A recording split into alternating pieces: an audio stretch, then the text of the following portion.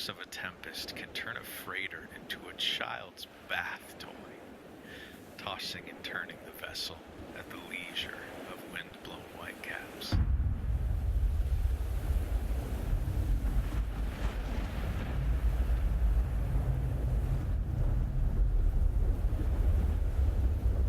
The Sea of Galilee is known to be particularly prone to sudden storms, abruptly changing character due to its low geographic position in a valley surrounded by hills.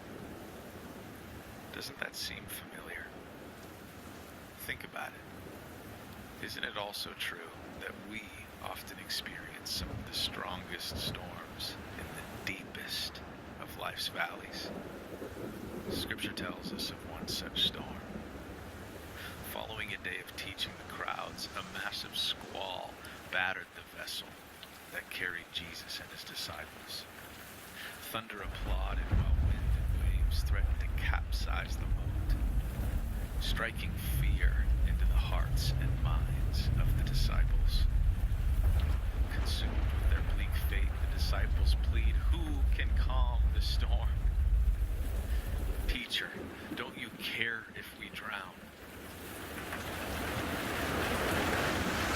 Fear, Addiction, anxiety, judgment, loneliness, loneliness, depression, uncertainty, struggle, broken, needing acceptance, addiction. anxiety.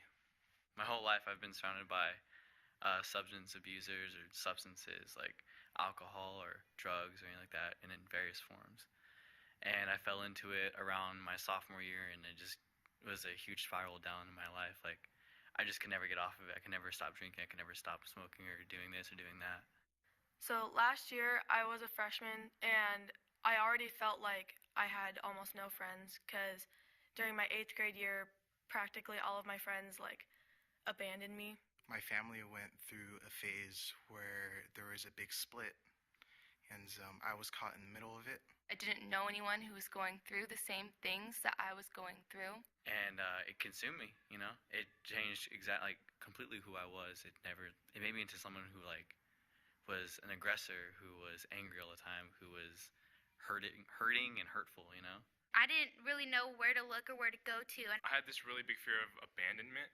I don't know where it came from. I always care about what are people going to think of me, how are they going to think of the way I dress, the way I look. I don't even know when it started, but I was young. I was about in 6th grade, and that's where I started my addiction to pornography. I was the outcast. I never fit in anywhere. People would always look at me and go, "Oh, it's that guy." Growing up as a child, I never had that perfect family that everyone, or that I dreamed of. I never had a mom and dad who got along. So I always grew up in a world of fighting. Loneliness turned into depression. Depression turned into anxiety. I always felt alone, and I felt like no one was there. I was about ready to end my life.